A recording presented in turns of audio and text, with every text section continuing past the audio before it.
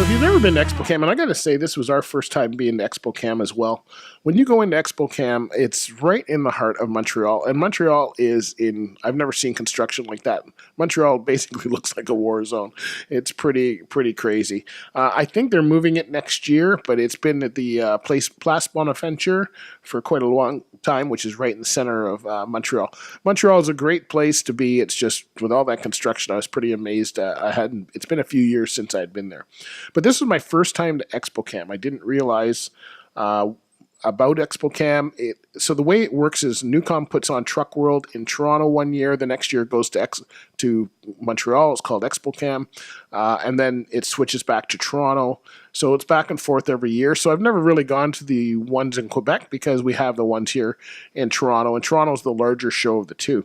But they're both very different. Just the people that you get there. So you're going to get a number of people that only deal in the province of Quebec. So you may see different carriers, different products, those kind of things that maybe we wouldn't always see here. But for the most part, there was a lot of people in Expocam that we had recognized from here. So it's always a lot of fun. And I didn't realize it's a 2-floor event. So basically, like when you go to Truck World here in Toronto, it's basically, it's a 3-day event, but it takes you almost 3 days to do it. Like, it's that large. When you go to Expocam in Montreal, you can pretty well do it in a day, depending on what you're trying to do. We did miss an aisle, so our friends at Driver Check, I totally apologize. We missed Driver Check, and I always try to make sure I hit all our sponsors. So the way you do is you come in the main entrance and you go right through into the recruiting pavilion. And the recruiting pavilion, you can only go in and out one way at Expocam. So you go in and you go through all of the recruiters, and then you go upstairs, and that's the main hall, which has, you know, the dealerships and all that kind of stuff and more vendors. And then there's a third floor if you want to eat something. So it's quite a lot of walking, and it's more compact, but there was a lot of aisles and stuff there, in the back and stuff. So you really had to search around.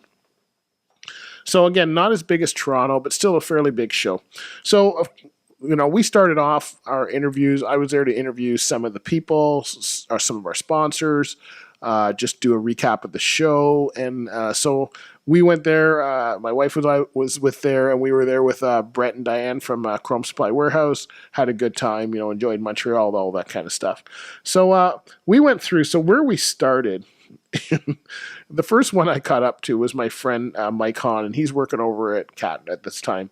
And so him and Ingrid, and we had some fun talking to them about what they're looking for. I gotta tell you, I'm not gonna put all of it in this episode, but please go to our YouTube channel and check out the behind the scenes footage of Ingrid, because she had never been on a microphone before and thought she was a star. In fact, you know what? I will put it in here. I'm going to add it in right after this because it was so funny.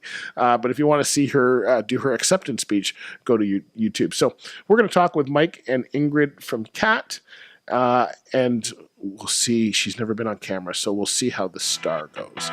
So let's go down there.